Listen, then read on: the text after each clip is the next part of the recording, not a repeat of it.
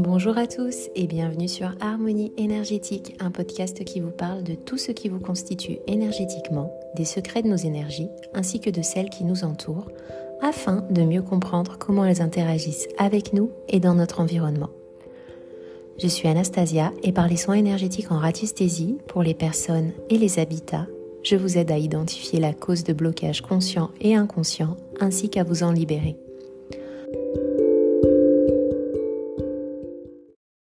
Bonjour Mickaël. Bonjour. Merci à toi d'avoir accepté cette petite interview sur le podcast Harmonie énergétique. Alors toi, Mickaël, on s'est rencontrés dans un très bel endroit à Dubaï où tu organisais un atelier sur l'interprétation des rêves. Et je me souviens que j'étais venue te voir parce que dans mes séances, il y a parfois des personnes qui vont rêver quelques jours après et qui vont faire des rêves qui vont vraiment exprimer plusieurs choses, en tout cas qui vont leur parler. Et je trouvais ça intéressant de te rencontrer et d'avoir un petit peu plus d'informations là-dessus. Et je trouve en tout cas que ce jour-là, toi, quand tu as interprété plusieurs rêves, ça m'a laissé un peu, ça m'a scotché en fait, j'ai envie de dire. Ça m'a beaucoup parlé et ça m'a bien scotché. D'où l'idée de faire ce Mmh. podcast aujourd'hui, parce que je trouve que ce que tu fais, c'est vraiment intéressant et que ça pourrait éclairer beaucoup de personnes justement sur la manière Mmh. dont on peut interpréter les Mmh. rêves et les bienfaits que ça peut avoir Mmh. par la suite. Toi, Mickaël, est-ce que tu veux bien du coup te présenter et nous parler de ton parcours? Eh bah, écoute, déjà, je suis ravi d'être avec toi, de partager ce moment, de pouvoir parler des rêves. Alors, bah, si je commence par le parcours, j'ai un parcours qui est pas du tout, typique, complètement atypique, parce que je ne peux pas expliquer, comment je sais interpréter les rêves, parce que je n'ai suivi aucun cours, ni de psychologie, je n'ai pas étudié Freud, ni personne d'autre. En fait, je peux dire seulement que j'allais très, très mal dans ma vie et que j'allais tellement mal que je ne voyais qu'une seule solution, c'était de prendre de l'ayahuasca, pour ceux qui connaissent. Mmh. Donc j'ai pris cette substance chamanique avec un rituel, péruvien et j'y suis pas du tout allé, par rapport aux rêves. Je rêvais pas particulièrement avant. Ce que je peux se dire, c'est qu'après, 4 séances, je suis rentré chez moi et je ne peux pas l'expliquer, mais je comprenais, les rêves que je faisais. Donc je savais les interpréter, j'en avais compris les mécanismes du récit, la mécanique des symboles, comment les symboles fonctionnent. Et ça peut paraître surprenant, mais je n'ai pas plus d'explications que ça. Et je sais interpréter les rêves. Mais je sais interpréter les rêves, mais pour autant, ce n'est pas un don. C'est-à-dire que tout le monde peut interpréter les rêves. C'est une langue qu'il suffit de comprendre et d'appréhender avec une logique. Et ensuite, il suffit de pratiquer. Et donc, c'est vraiment un outil qui s'adresse à tous. Tout le monde peut se souvenir de ses rêves. Tout le monde peut les interpréter. Et c'est un formidable outil d'introspection et de connaissance de soi, puisqu'en fait, les rêves, hem, si vous voulez, quand vous allez voir un thérapeute, si vous allez mal, vous avez besoin de progresser, vous allez lui exposer vos problématiques, mais vous allez aussi lui exposer vos résistances, alors que les rêves sont au-delà de nos résistances. C'est-à-dire que les rêves sont parfois crus. Quand les rêves, sont crus, on appelle ça cauchemar, ils nous font peur, mais c'est parce qu'ils nous révèlent, nos blocages, mais aussi nos potentiels. Et c'est donc un formidable accès direct à nous-mêmes qu'il suffit d'apprendre, à décrypter. D'accord, très bien. Et quand Mmh. on parle justement de l'interprétation des rêves, ce serait quoi les éléments clés à prendre en compte lors de l'analyse d'un rêve? Alors, moi, quand on me raconte un rêve, on me raconte les éléments marquants, qui ne sont pas pour autant les plus importants. Par exemple, on me raconte, si par exemple une personne a rêvé d'un tigre, elle va dire: «Ah, j'ai rêvé d'un tigre, il était vraiment majestueux». Mais on oublie de me dire: «Bah oui, mais ce tigre, il était où? Il était dans la cuisine? Il était dans la savane? Il était dans une forêt? Il était au Groenland?» Et en fait, cette information a peut-être plus d'importance que le tigre. Donc en fait, il faut prendre en considération les lieux. Alors donc c'est pas l'événement marquant qui est important, c'est tous les éléments contextuels qui vont faire le récit, qui vont constituer le récit. Pareil, si je rêve de Brad Pitt, ah Brad Pitt, j'ai rêvé de Brad Pitt, c'était incroyable. Mais Brad Pitt, c'est pas un symbole universel, c'est quelque chose de très personnel. C'est la perception qu'on a de Brad Pitt. Donc par exemple, moi, il y a des personnes qui me disent: «J'ai rêvé de Brad Pitt», donc moi, si j'avais interprété Brad Pitt, j'aurais dit: «Bah, c'est quelqu'un d'assez successful». Alors qu'en fait, pour la personne qui rêvait, elle avait une perception très triste de Brad Pitt. Et donc, c'était pas du tout la même chose pour elle. Et ce qui est intéressant avec ce que je viens de vous dire, c'est qu'il y a des symboles qui sont universels. Le tigre est un symbole universel. Mais si je rêve de quelqu'un que je connais, d'un ami ou alors de quelqu'un de connu, eh ben, il y a une notion personnelle. Il y a ces 2 notions qui se chevauchent dans les rêves. Il y a des parties qui sont vraiment personnelles au rêveur et puis il y a des symboles qui sont universels. Et tout ça, c'est des mécaniques d'interprétation qu'il suffit d'approprier. C'est pas si compliqué que ça. Il suffit de savoir bien interroger les symboles et de savoir contextualiser le rêve. C'est ça, donc en fait, c'est vraiment d'avoir, tous les éléments qu'il faut. C'est pas juste ce dont Ouais, on rêve, mais dans quel contexte, dans quel endroit, qu'est-ce qu'il y avait? exactement. D'accord, OK, OK. C'est pour ça que souvent je pose des questions. Je dis: «Mais alors du coup, d'accord, tu as rêvé de ça, mais est-ce que tu te souviens, où tu étais? Est-ce que tu te Mmh. souviens avec qui tu étais?» Et en fait, il y a les rêves sont beaucoup plus riches que ce que l'on croit. Par exemple, si je reprends, l'élément, si je rêve d'un tigre. Je rêve d'un tigre dans ma cuisine, qui est en train de détruire ma cuisine. En fait, la cuisine, c'est un lieu de création, ça vient représenter ma capacité à créer et le tigre vient représenter une forme de puissance. Mais ça veut dire que ma puissance n'est pas maîtrisée et qu'elle vient détruire mes possibilités de création. Alors que si je suis en train de rêver, d'un tigre qui se promène dans une soirée, et ben, c'est autre chose. Ça veut dire que mo ce tigre, il vient faire rayonner, vient me faire ray cette puissance, il me fait rayonner au niveau social. Donc vous voyez, le fait que ça soit un tigre dans une cuisine ou dans une soirée, ça n'a pas du tout le même sens. Lui, c'est un symbole universel. La soirée et la cuisine sont les symboles universels. Mais placer le tigre à un endroit ou à un autre n'a pas du tout le même sens. Et donc, en fait, il s'agit d'investiguer et de comprendre, de comprendre la mécanique du rêve et de comprendre comment il fonctionne et de poser les bonnes questions pour avoir le maximum de détails. Et les rêves sont un récit, ils viennent nous répondre, ils viennent parler de nos problématiques qui sont concrètes. Un rêve peut parler de notre vie, donc ça peut être le rapport amoureux, le rapport professionnel, notre rapport à l'argent, et puis plein de sujets connexes, tous les sujets qui nous concernent. Ça vient des fois révéler des choses très importantes de nos vies ou des choses futiles. Ça peut nous aider dans énormément de domaines. D'accord, OK, c'est super clair et donc là, en fait, tu parles aussi de symboles, de choses qui nous sont des représentations Mmh. personnelles, mais aussi Mmh. des choses universelles. Donc si une personne rêve, je sais pas moi, «J'ai rêvé que j'ai perdu mes dents cette nuit» et va voir sur internet la signification, ça Mmh. va être trop général pour arriver à comprendre ce que ça va signifier pour elle. Parce qu'il faut prendre en compte aussi, sa représentation personnelle à elle, des dents, j'imagine? Ou, Alors non, non, en fait, il faut bien mmh, comprendre qu'il y a vraiment 2 types de symboles. Alors j'en parle dans mon livre pour ceux que ça peut intéresser ou dans ma formation. Il y a 2 types de symboles. Il y a vraiment les symboles qui sont universels et j'apprends à discerner ceux qui sont universels de ceux qui sont personnels. mmh. Donc les dents, c'est vraiment un symbole universel. D'accord. Alors, si vous regardez par exemple dans un dictionnaire des rêves ou si vous regardez sur internet, les dents, ça va vraiment, on va parler de rêves vraiment qui sont prémonitoires. Moi, j'y crois pas du tout, hein. C'est-à-dire qu'en fait, c'est pas du tout, ce que j'observe. Les personnes qui ont rêvé qu'elles perdaient leurs dents, elles ont pas, il y a pas eu un décès dans la semaine d'un proche. En fait, les dents, symboliquement, c'est la capacité à mordre dans la vie et donc si Mmh. vous perdez vos dents, ça veut dire que vous êtes dans une période où vous avez du mal à profiter de la vie, à mordre dans la vie. C'est si vos dents se déchaussent, ça veut dire que et si vos dents se déchaussent, par exemple, moi, ça m'est déjà arrivé de faire ce rêve-là, mes dents me se déchaussent et j'essaye de les conserver, Ouais. ça veut dire que je suis en train de perdre ce mordant, en fait, concrètement et que je m'accroche. Je m'accroche, mais en fait, je suis en train de perdre ce mordant, je suis en train de muser, de m'abîmer, voilà. D'accord, OK. En fait, il y a des juste pour bien discerner, c'est assez simple de discerner. Un tigre, si vous voulez, un tigre, ça nous est jamais personnel. Un tigre, c'est quelque chose, une cuisine, ça nous est pas personnel. Mais si, par exemple, je rêve d'un ami, par exemple, bon, bah, un ami, c'est personnel. Moi, je peux pas interpréter, par exemple, ton meilleur ami qui s'appelle Franck, je sais pas si tu as un ami qui s'appelle Franck, hein, mais Mmh je mh. ne peux pas savoir ce qu'il représente. En fait, je ne peux pas savoir qui représente, mais de la même manière, les personnages, il est il m'est impossible d'interpréter tous les personnages de tes rêves sans te demander ce qu'ils représentent pour toi. D'accord. Et les lieux, ça va dépendre des lieux. Si c'est un lieu qui fait partie de ton histoire, donc par exemple, si c'est la maison de tes parents, et ben forcément, c'est pareil, ça fait un rapport avec ton histoire et je dois te poser la question. Mais sinon, la plupart des lieux sont les lieux universels. Un restaurant, ça aura la même signification dans ton rêve que dans mon rêve. D'accord. OK, donc Voilà. c'est Les arriver dents, bien pareil.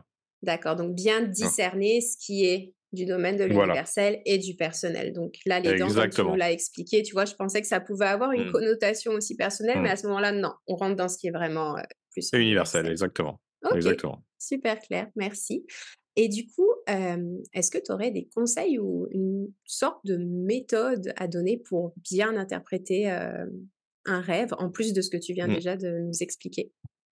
Alors, bah, je peux pas donner juste un conseil, parce qu'en fait, c'est comme apprendre une langue.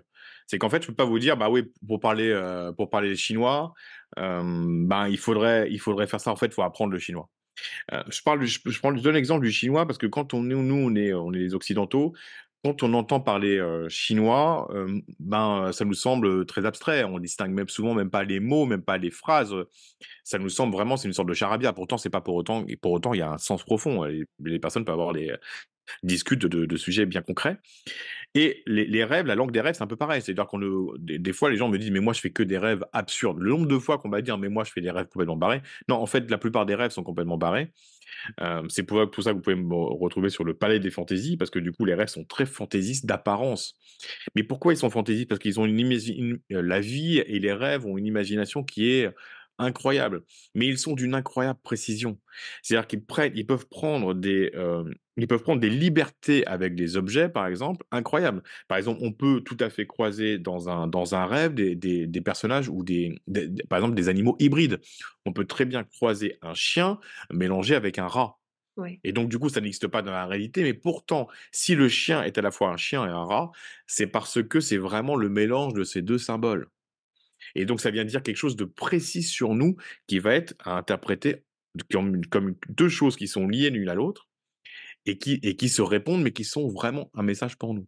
Mmh. Donc, il y a vraiment cette fantaisie incroyable, incroyable dans les rêves, mais qui sont pourtant très, très précis. Et donc, si je devais donner un peu pour comprendre la logique des rêves, faut comprendre qu'aussi bizarre que ça puisse paraître, les rêves suivent un récit classique. C'est-à-dire qu'en fait, un rêve, quand on se souvient d'un rêve long, il est structuré exactement comme un roman ou comme un film ou comme une série. C'est-à-dire qu'il a une première scène, donc une scène égale un lieu, donc par exemple si on est dans son salon, qui va décrire la problématique. On va tout de suite savoir si c'est une problématique professionnelle, amoureuse, un blocage, ce genre de choses. Et puis, on va changer de lieu et donc on va changer de scène et cette problématique va être déclinée exactement comme dans un film, par exemple. Et comme dans un film où le scénariste ne met jamais un personnage ou un objet au hasard, et ben, dans un rêve, il n'y a jamais aucun symbole qui est au hasard. Et donc tout ce dont vous allez vous souvenir sera interprété de manière totalement «magique» entre guillemets. C'est-à-dire que si vous vous souvenez d'un lion dans votre salon, c'est très choquant, mais si vous vous souvenez que dans le salon, le papier peint est écorné, ça a autant d'importance que le lion. Donc, tout est à interpréter. Chaque souvenir que vous avez est à interpréter et n'est pas là au hasard. Dans un rêve, rien n'est le fruit du hasard. Et donc, il y a des intrigues qui sont posées au départ, des intrigues dans votre vie, hein, qui viennent parler de votre problématique, parce que dans le rêve, vous êtes toujours le héros. Et du coup, cette intrigue va être déclinée scène par scène pour avoir parfois une conclusion à la fin, ou pas. Ça, c'est un peu le suspense. La conclusion, ça peut être dans la vie, ça peut être une porte ouverte, ou alors il peut y avoir ensuite des séries de rêves. Et quand on est vraiment habitué à travailler avec ses rêves, et ben du coup, la nuit suivante, on peut reprendre le récit là où on en était.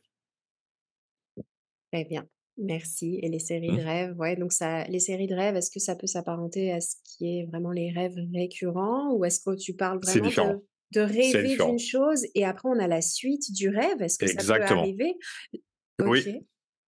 Donc en fait, quand une problématique est complexe, quand on est habitué à travailler avec les rêves, il faut bien comprendre que les rêves, c'est un canal. Une fois qu'il est ouvert, votre inconscient ou votre âme, hein, en fonction de vos croyances, va se servir de ce canal-là.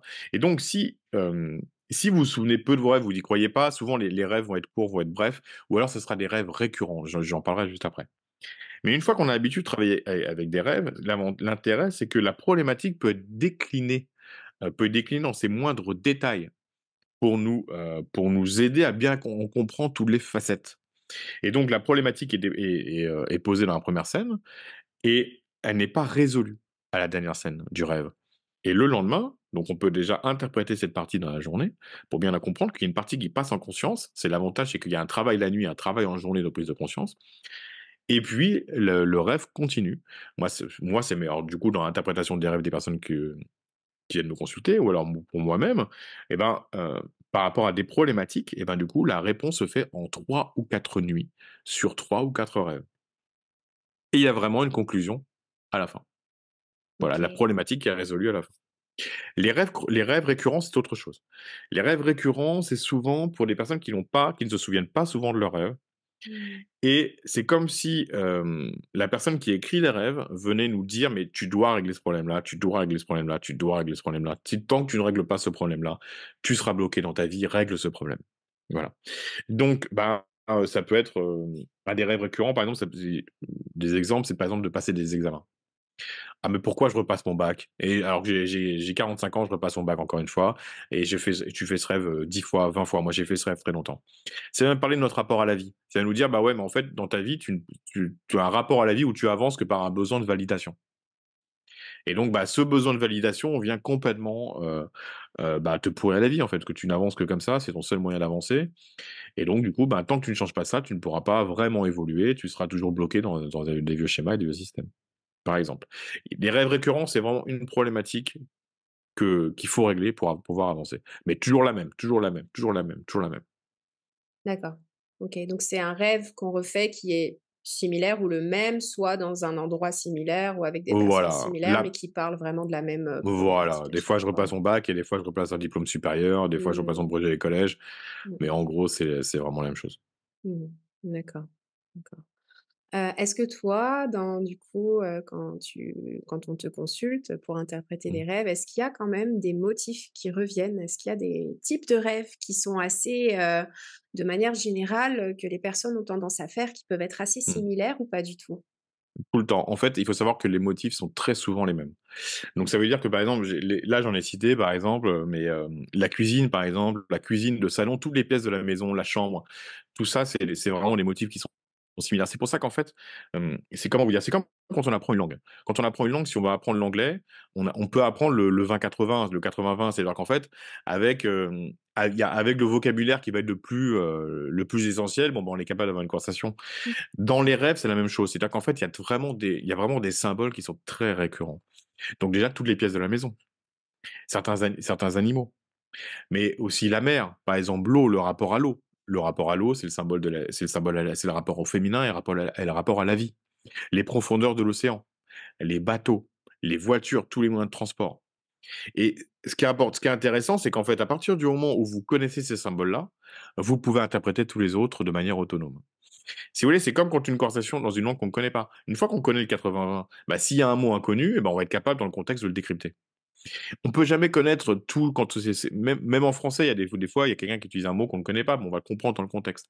Donc ça veut dire quand on progresse dans l'exercice de cette langue, la langue des rêves, et ben, du coup, il y a toujours un renouvellement des symboles, mais on est capable de les décrypter, parce que plus on en connaît, plus c'est facile de décrypter les nouveaux. OK. Et pour les personnes qui ne rêvent pas ou du moins qui ne se Mmh. souviennent pas de leurs rêves, alors déjà, est-ce qu'on peut vraiment dire qu'il y a des personnes qui ne rêvent pas du tout ou c'est juste qu'on va pas s'en souvenir? Alors, la science dit que tout le monde rêve. Mmh. Moi, c'est pas mon sujet, je ne sais pas. J'imagine que oui. Mais moi, mon sujet, c'est les rêves dont on se souvient.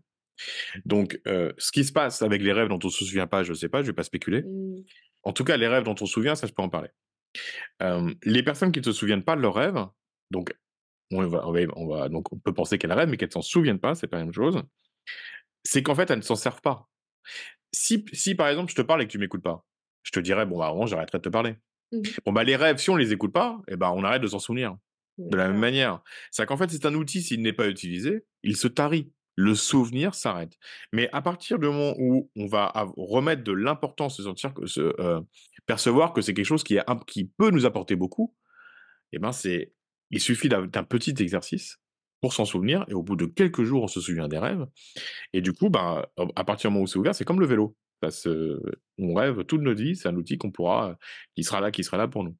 Donc c'est avec le sentiment d'utilité que les rêves, que on se souvient de nouveau des rêves. Donc une fois qu'on a vraiment pris conscience que ça peut nous être utile, Mmh. si on pose l'intention peut-être avant de s'endormir de Ouais. vouloir s'en rappeler, c'est vraiment émettre une intention ou est-ce qu'il y a une méthode en particulier qui peut Ouais, aider? en fait, c'est ça. C'est-à-dire qu'en fait, il y a, l'idée de déjà, il faut être dans une période à peu près normale. Quand je dis une période normale, ça veut dire qu'il faut être dans une période qui ait pas trop de stress, où on a un sommeil qui est à peu près apaisé, on n'est pas en plein déménagement, dans un stress professionnel. Dans une période à peu près «normale» entre guillemets, à peu près apaisée.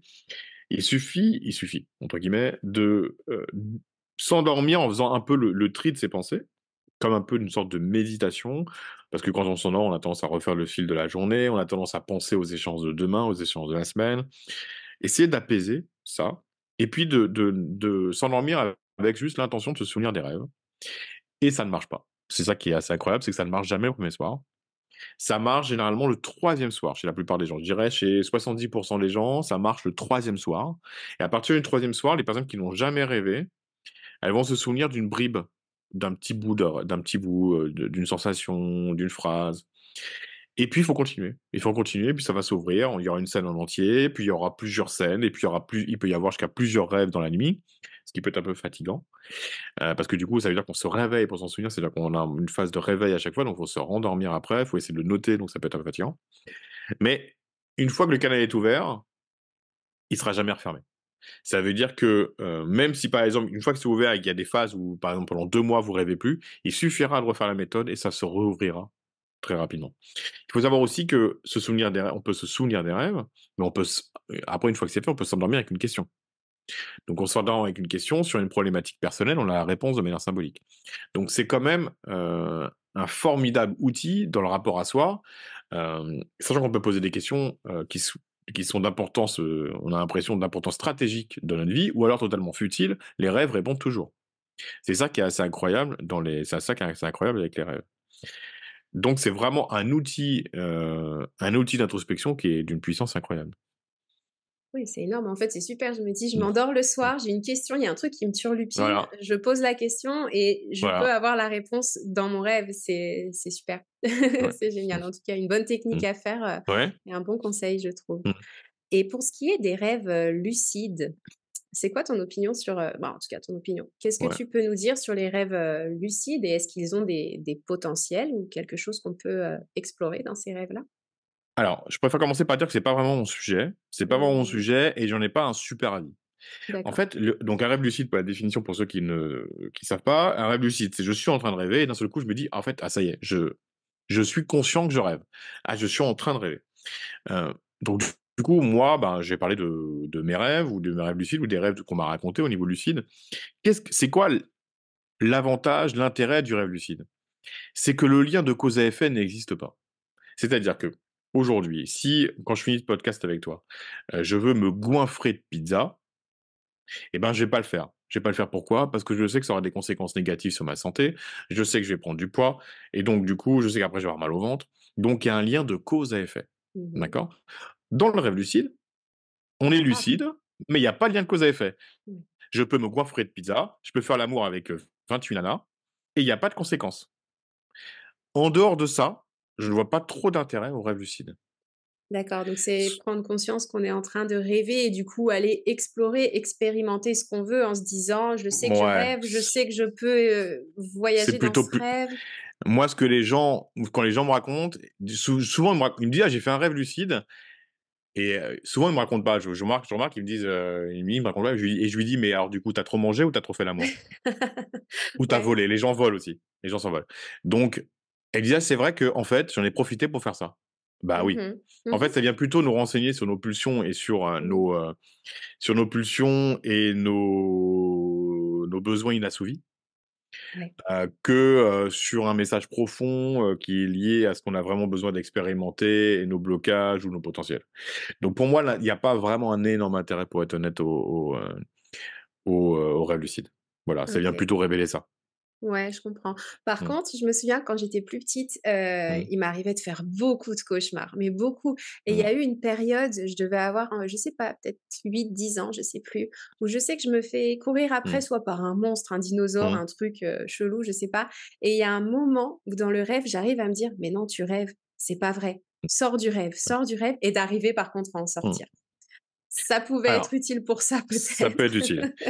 Alors, je vais dire un petit mot sur les cauchemars, parce que pour moi, il n'y a pas de cauchemar. C'est-à-dire qu'en fait, comme bien sûr les cauchemars existent, mais ce que je veux dire, c'est un cauchemar, c'est juste un rêve avec quelque chose en nous qui nous fait peur. Mais c'est pas forcément un mauvais rêve, puisque ça peut être un potentiel qui nous fait peur. Un potentiel, si par exemple demain tu rêves tu découvres que tu as une capacité que tu ignorais, ça va forcément te déstabiliser humainement dans ta réalité et donc ça fait peur. Et pourtant, il s'agit bien d'un potentiel. Tu comprends? Donc un cauchemar n'est pas forcément du tout négatif, c'est quelque chose qui te fait peur. Mmh mh. Il y a la semaine dernière en séance, on m'a raconté une femme me raconte un rêve où elle prend énormément de plaisir. Justement, elle mangeait des gâteaux. Elle était dans une boulangerie et elle mangeait plein de gâteaux. Mais en fait, c'était pas du tout un bon rêve. Ça veut dire qu'elle avait besoin d'être rassurée. C'est-à-dire que dans la vie, elle a besoin d'être rassurée par un excès de sucre. Donc c'était elle disait: «Je prenais un plaisir incroyable à manger des gâteaux», mais c'était un mauvais rêve. D'accord. Alors que le cauchemar peut être un très bon rêve. Parce que du coup, bah, ça peut être alors effectivement, si on est par exemple, toi, par exemple, reprenons ton rêve, mais en fait, quand on est poursuivi par un monstre, moi, c'est un rêve que j'ai beaucoup fait, c'est une invitation à nous retourner pour aller voir ce qui nous fait peur. Mmh. Mais ce qui nous fait peur, mais ça peut être un potentiel. Alors ça, je suis d'accord, ça peut être aussi être un blocage, hein. Ça peut être aussi quelque chose à régler, hein. Mmh. Mais c'est une invitation à nous retourner vers nous-mêmes et se retourner vers nous, bah, ça fait peur. Rentrer en introspection, ça fait peur. Donc tu vois, c'est pas forcément négatif, c'était une invitation à l'introspection. Non, c'est ça, c'est pas bah, on le Mmh. vit un peu négativement si bien sûr, si on est dans la Ouais, peur au réveil, mais après si on arrive exactement, à l'interpréter d'une manière, plutôt exactement, constructive, absolument. ouais. Ouais, ouais, ouais, bien sûr. Donc faut pas juger négativement ni positivement la Mmh. sensation qu'on a dans un rêve. C'est en fait, la sensation qu'on a dans un rêve n'est pas forcément l'indicateur, la peur ou le bien-être du que le rêve est positif ou négatif. D'accord, OK. Et est-ce que tu penses que certains Mmh. rêves, ils pourraient prédire l'avenir ou offrir un peu des insights sur des événements à Ouais. venir? Oui, alors très clairement, c'est pas non plus mon sujet puisqu'en fait, là, moi, je les vois la plupart des rêves que j'interprète sont quand même, je dirais 95 99 sont des rêves introspectifs, Mmh. d'accord? Mais les rêves prémonitoires, bien sûr, existent et ils existent souvent. Alors, moi, j'ai pu les faire souvent me concernant, c'était des rêves prémonitoires me concernant. J'ai jamais fait de rêve prémonitoire concernant le monde, par exemple, concernant un événement, mais je sais que c'est possible. Il y en a qui le font, je sais que c'est possible. Donc, oui, les rêves prémonitoires, ça existe. De toute façon, dans un rêve, tout est nous et finalement, ce que l'on est crée notre avenir. Donc le fait qu'on soit renseigné sur nous-mêmes, ça peut aussi prédire ce que l'on va attirer à nous. C'est des sujets connexes, en fait. Ouais. Est-ce qu'il y aurait quelque chose qui pourrait nous aider à comprendre si ce dont on rêve, c'est vraiment prémonitoire ou si c'est quelque chose qui est lié plutôt à notre introspection? En fait, Mmh. j'ai pas d'autre explication à te donner que quand on fait un rêve prémonitoire, généralement, on le sait. Mouais, on le sent que c'est quelque chose On le qui sent, va on le sent que ouais. c'est prémonitoire. Donc, c'est le seul indicateur que j'ai, c'est qu'on le sait. On se dit: «Ah ça, c'est prémonitoire». Mmh. D'accord, Ce sont les rêves qui sont moins symboliques généralement. Les symboles, ils sont moins forts. C'est plus, ça ressemble plus à notre réalité et on le sait quand c'est prémonitoire. d'accord. OK, très bien. Merci Mmh. et du coup, il y a plusieurs personnes qui nous ont, envoyé quelques rêves Ouais, dont on pourrait bien sûr. discuter ensemble aujourd'hui. Ouais. Alors, le tout premier, je te le dis, donc: Mmh mh. «J'ai rêvé que j'étais dans mon lit et je regardais en direction des escaliers et il y avait une dame habillée en tenue espagnole à l'ancienne. Elle était toute blanche comme un fantôme. Je lui ai dit qu'elle n'était pas la bienvenue, qu'il fallait qu'elle parte et là, elle m'a pris par la main et sa main était glacée et je me suis réveillée». Alors, j'ai une question que j'aurais pu poser, c'est, qu'est-ce que cette personne pense de l'Espagne? Parce que l'Espagne, c'est pareil, c'est un sujet, c'est très personnel. Ma vision de l'Espagne, c'est pas la même vision que la rêveuse. Bon là, je pense qu'on n'a pas l'information à part si tu l'as. Donc Non. je peux pas interpréter cette partie-là, il aurait fallu poser la question. Donc ça veut dire que ce qui est intéressant dans ce qui est en train de se passer, c'est que ça a bien illustré le début du propos, c'est qu'en fait, il y a une partie d'investigation. Je dois moi investiguer sur les parce qu'il y a des sur ce sujet-là, je n'ai pas la réponse. Mais par contre, le reste sont les symboles universels. Donc quels sont les autres symboles? Beh, le premier, c'est la chambre. Donc la chambre, c'est le lieu de l'intime. Quand je parle d'intimité, je parle pas forcément de sexualité. Je parle d'intimité, ça peut être sexuel ou pas, je ne sais pas, il y a pas d'information dans le rêve. Mais je parle de ce que vraiment nous est proche, quelque chose qui est proche, qui fait partie de quelque chose d'intime, qui est vraiment qui est essentiel pour nous. Et là, il y a cet escalier. Donc, cet escalier, quand on en a parlé, tu m'as dit que tu savais que c'était un escalier qui descendait. Ouais. Là encore, c'est un symbole universel. Il y a 2 types d'escaliers, l'escalier qui monte ou l'escalier qui descend. L'escalier qui descend montre un cheminement intérieur, le fait d'aller vers soi. Et donc en fait, ce que, vient représenter cette femme, c'est le besoin chez cette personne d'aller vers un cheminement intérieur, d'aller dans ses profondeurs et elle va y découvrir des choses qui sont intimes pour elle, parce qu'on est dans sa chambre. Donc ça vient vraiment lui dire qu'elle a quelque chose, d'essentiel à découvrir. Alors il faudrait demander ce que vient représenter l'Espagne pour elle. Mais le fait qu'elle voit cette femme blanche et elle qui a la main glaciale, ça veut dire qu'elle est pas forcément à l'aise avec. Mais c'est encore une fois, c'est pas forcément négatif. Elle est juste pas à l'aise avec ça, hem, mais ça peut être un blocage, mais ça peut Mmh. être aussi un potentiel. Donc moi, je lui conseille d'aller chercher. Il y a plein de méthodes pour aller chercher. Elle peut s'endormir avec une question et se dire: «Bah, qu'est-ce que je vais trouver si je descends l'escalier?» Moi, je lui conseille de faire parce qu'il y a quelque chose qui l'attend. Le rêve est très clair. Elle a besoin de rentrer en elle, découvrir cette chose. D'accord, très bien. Et on m'a envoyé, pardon, un deuxième Mmh. rêve aussi, je te le lis. «J'ai rêvé que j'enterrais un ancien collègue dans le jardin de ma Mmh. maison d'enfance Mmh. avec ma maman». Collègue qui, soit dit en passant, était très sympa, donc je ne sais pas du tout pourquoi je m'en suis prise à Mmh. lui. Alors, quand tout à l'heure je parlais des rêves, en fait, souvent, on est là il y a une problématique qui est toujours très concrète. C'est-à-dire que les rêves ne parlent pas de choses qui sont enfin, ils peuvent parler de choses qui peuvent nous sembler lointaines, mais enfin, rien n'est jamais lointain. Par exemple, les personnes qui rêvent d'extraterrestres, elles peuvent sembler que c'est lointain, alors qu'en fait, c'est parce qu'elles ont quelque chose à faire avec. Mmh. Là, on parle d'un sujet très concret. On parle véritablement du rapport professionnel de la rêveuse, puisque c'est un collègue. Mais il y a un lien qui est fait dans le rêve entre son rapport professionnel et ses valeurs, éducationnelles. Puisqu'en fait, elle va enterrer son ancien collègue dans le jardin de la maison de ses parents.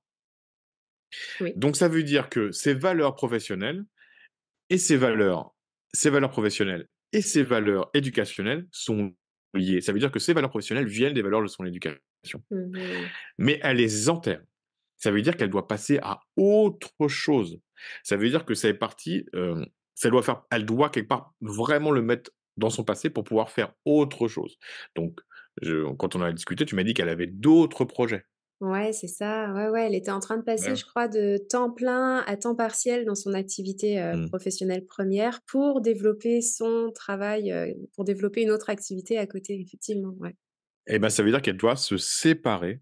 Elle doit se séparer de ses anciennes valeurs professionnelles qui sont pas vraiment les siennes. Ça veut lui dire qu'en fait, c'est les valeurs de son éducation. Ça veut dire que ses valeurs professionnelles ne lui appartiennent pas vraiment. Par rapport Mmh. à notre éducation, on a des choses à conserver et on a des choses dont on doit se séparer, qui ne nous appartiennent pas. Là, ça veut lui dire que ses valeurs professionnelles ne lui appartiennent pas. D'accord, très bien. C'était les valeurs de ses parents. D'accord. Voilà. Et on en a reçu aussi un troisième. Alors, ça me dit: «Je suis sur un bateau de fortune en bois avec 4 autres amis et une énorme vague style tsunami arrive sur nous pour nous engloutir. Je suis paniquée, je vois que cette vague arrive et je ne sais pas quoi faire, ni à quel moment je dois sauter dans l'eau pour éviter le pire et là, je me réveille». Alors, là, c'est pareil, il aurait fallu que j'investigue, il aurait fallu que je demande Mmh. ses 4 amis, ce qu'ils représentaient pour elle, parce que moi, ses amis, je ne les connais pas. Alors, il y a plusieurs possibilités. Soit elle sait que c'est les amis dans le rêve, mais elle les a pas identifiés.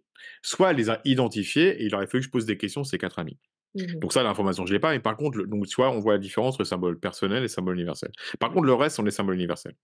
Donc, bah, la mer et le radeau. Il faut bien comprendre que, la mer, c'est la vie et le féminin et quand on est sur un bateau, alors on va pas parler du radeau. Quand on est sur un bateau et qu'on traverse la mer, il faut bien comprendre que c'est pour acquérir des c'est bien symboliser le fait qu'on puisse acquérir de nouvelles qualités humaines, de nouveaux potentiels. On est vraiment sur cette exploration des ces nouveaux potentiels.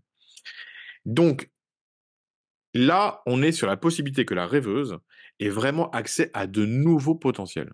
Le problème, c'est qu'elle est pas sur un bateau, c'est qu'elle est sur un radeau. Ça veut dire que dans sa structure, il y a quelque chose qui n'est pas assez solide. Il y a quelque chose qui n'est pas assez solide pour accueillir ces nouveaux potentiels. Pourtant, ils sont bien là. Et ça veut dire que comme sa structure n'est pas assez solide, la façon dont on est structuré, si tu veux, c'est, la structure, c'est nos croyances, nos valeurs, le fait qu'on soit solide sur nous-mêmes, qu'on soit fort, en fait. Le fait qu'on soit fort dans notre rapport à la vie, qu'on soit quelqu'un de solide, en fait. Et il y a quelque chose qui n'est pas structuré chez elle, qui n'est pas assez solide et qui fait qu'elle ne peut pas s'approprier ce potentiel et que si elle essayait de se l'approprier trop tôt, elle serait balayée par un raz-de-marée. Donc, si tu veux, tu vois, tu parlais de rêve prémonitoire. Est-ce que c'est un rêve prémonitoire? Si tu veux, c'est connexe. Parce qu'en fait, on lui dit: «Il y a un potentiel qui t'attend, re structure-toi Ouais. et tu pourras t'approprier. Mais aujourd'hui, c'est trop tôt». Alors, il faudrait poser la question. Est-ce qu'elle a identifié ce potentiel dans sa vie? Je sais pas. Mmh. Soit elle a déjà identifié, mais on lui dit que c'est trop tôt, soit elle l'a pas encore identifié. En tout cas, elle n'est pas assez solide. Elle doit construire un bateau. D'accord, OK, c'est clair. Et j'en aurais du coup, un dernier. Alors je pense que c'est peut-être Ouais. un rêve que des mamans peuvent avoir tendance à faire ou en tout cas lié, quand on est Mmh. maman, à la peur de Mmh. perdre nos enfants. Mmh. Hem, je rêve qu'on va faire du karting, sur une piste, à Dubaï et que mon petit garçon commence à sauter dans un karting et en fait, il heurte la rambarde de sécurité et il se retrouve projeté sur l'autoroute qui est en face, avec des voitures qui roulent à 150 kilomètres/heure et là, les voitures commencent à se rentrer dedans pour l'éviter et ça finit avec une méga grosse explosion et là, il disparaît et on nous fait Mmh. comprendre que qu'il reviendra jamais et ça, c'est un truc qui m'a vraiment traumatisée. C'est arrivé il y a pas longtemps et j'ai vraiment pas Mmh. compris pourquoi, j'ai fait ce genre de rêve, quoi. Ouais. Alors, tu n'as c'est ton fils, du coup? Ouais, ouais, c'est mon fils, ouais, ouais, ouais. Tu n'as pas rêvé de ton fils. Tu as rêvé en fait, quand on rêve de ses enfants, tu rêves de tes projets et de tes potentiels. Ouh là, OK. Nos enfants, c'est nos projets et nos potentiels. Donc, Ouais. en fait, ça veut dire que ton projet et ton potentiel, il existe déjà. Donc, il existe déjà, mais il est sur un petit circuit. Il est sur un petit circuit et le but de la vie, c'est pas d'être sur un petit circuit anonyme de karting. C'est d'être dans la vie et dans la vie, c'est, ben, les routes, les autoroutes et aujourd'hui, tu sais pas comment faire le passage. Ça veut dire qu'avec ta voiture de karting, ta voiture n'est pas encore assez solide, un peu comme le bateau, si tu veux, pour passer du petit terrain de jeu au grand terrain de jeu. Donc tu as quelque chose à consolider pour pouvoir passer du petit terrain de jeu au grand terrain de jeu. Si tu y vas tout de suite, tu es pas assez solide, Mmh. donc il y a quelque chose à consolider, à renforcer pour pouvoir passer au grand terrain de jeu. Donc tu vois, ton rêve, tu le vois comme un cauchemar. Est-ce que c'est un Ouais. cauchemar? Mais pourtant non. C'est-à-dire que parce que cauchemar, on le ton cauchemar, tu vas l'associer à quelque chose de négatif en toi. C'est pas négatif, puisque tu as déjà attends, aujourd'hui, ton rêve dit que tu as déjà un potentiel exprimé qui fonctionne. On te dit juste donc on te dit: «C'est super, tu as un potentiel exprimé qui fonctionne». On te dit juste que, tu dois franchir une étape pour grandir. C'est plutôt bien, tu vois? C'est plutôt bien, c'est pas du tout négatif. On te dit: «Tu as le potentiel de grandir». Là, si par exemple on compare au rêve du radeau, d'accord? Si on compare au rêve du radeau, la personne, on lui dit: «Tu es pas du tout prête. Il y a pas de terrain de jeu, il y a un potentiel qui t'attend, tu es pas du tout prête». Toi, tu as déjà quelque chose qui fonctionne. Tu as déjà quelque chose qui fonctionne. On te dit juste: «Tu as la possibilité de changer d'échelle». Mmh. Cette possibilité de changer d'échelle, elle se construit. Construis-la et tu changeras d'échelle. Tu vois, ça fait du bien d'entendre ça et de Mmh. voir comment la perspective, elle peut Mmh mh. être, mais vraiment, Mmh. différente.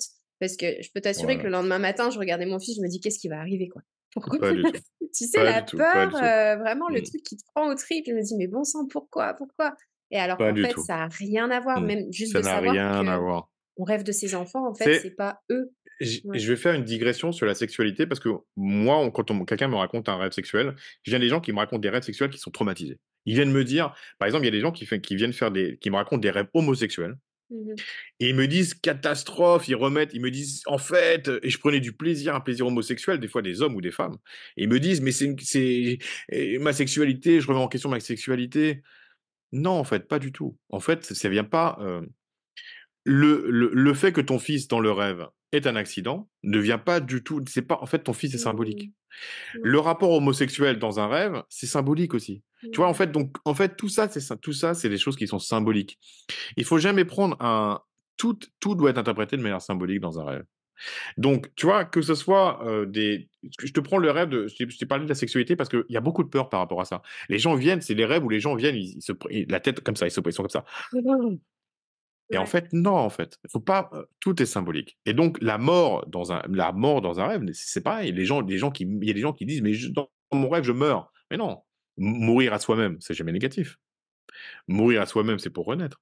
C'est Donc ça veut ça, dire ouais. que tu es dans une phase de changement. Donc même la mort, c'est pas négatif. Toi, ce qui est différent, c'est que c'est l'accident. Donc l'accident te dit donc l'accident te dit, heu, ce changement d'échelle, tu dois te structurer pour pouvoir changer d'échelle. Tu comprends? Ouais, je Et c'est pas comprends. toi qui as un accident, c'est ton enfant. Mmh. Donc, c'est pour ça, tu vois, les cauchemars, les gens définissent ça comme un cauchemar, alors qu'en fait, ça peut être des rêves très positifs. Toi, on te dit juste de te structurer pour changer d'échelle. Donc, c'est-à-dire que, mais si on te propose de changer, ça veut dire qu'on te propose de changer d'échelle. Ça veut dire que du coup, bah, c'est là.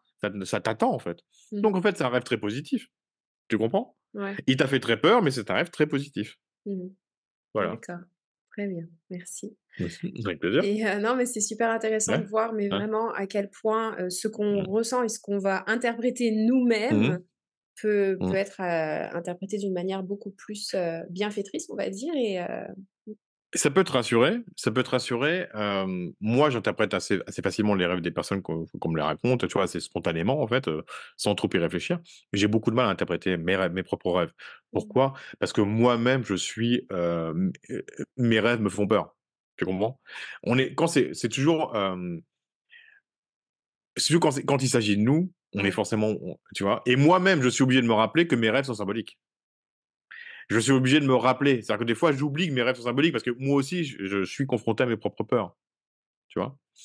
Donc c'est normal, en fait. C'est même moi qui interprète les rêves j'interprète beaucoup, beaucoup de rêves et ben, je suis confronté à mes peurs quand j'interprète les miens. Mmh. En fait, donc c'est tout à fait, c'est dans la mécanique.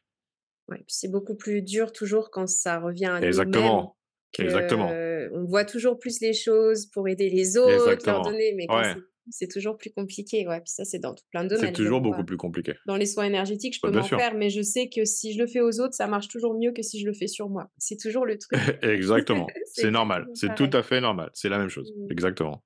OK, très bien et tu as écrit un livre qui s'intitule, Oui, «La langue des rêves». Donc est-ce que dans ce livre, on oui, peut vraiment retrouver, bah, tout ce que tu nous as expliqué aujourd'hui, mais en plus tout. détaillé, j'imagine, pour apprendre à Ouais. interpréter les rêves? Ouais?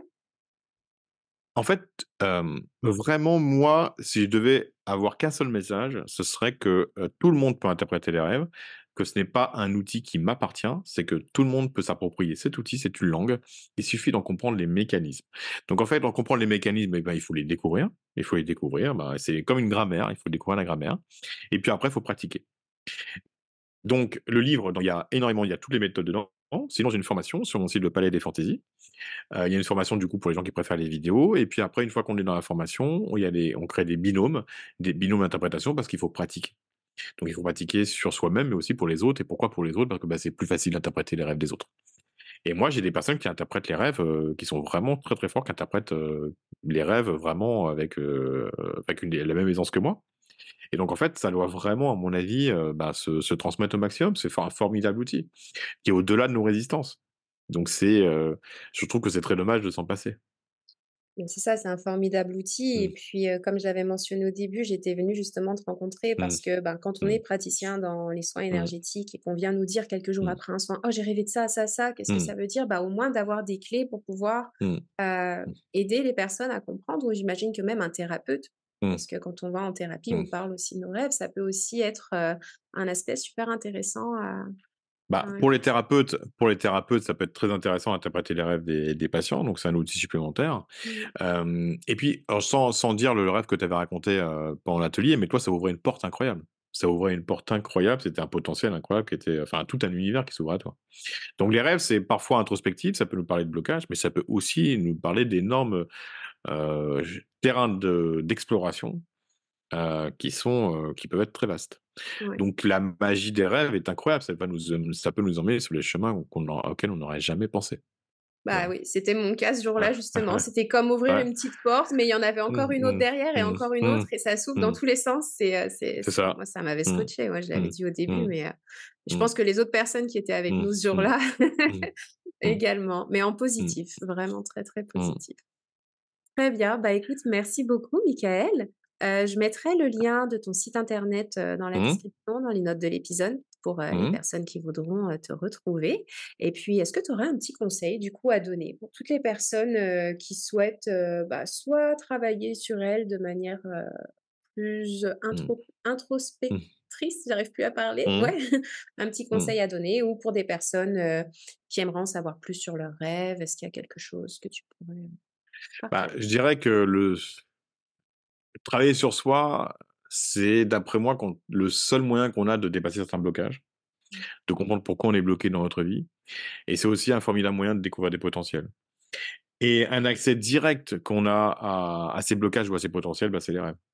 C'est un access du coup qui est sans filtre, qui peut faire peur parce que justement il est sans filtre, mais qui nous révèle qui nous sommes, qui nous révèle qui nous sommes et du coup, bah, c'est un formidable outil. Très bien. Merci beaucoup, Michael. Merci beaucoup à toi. Ravi d'avoir pu échanger avec toi.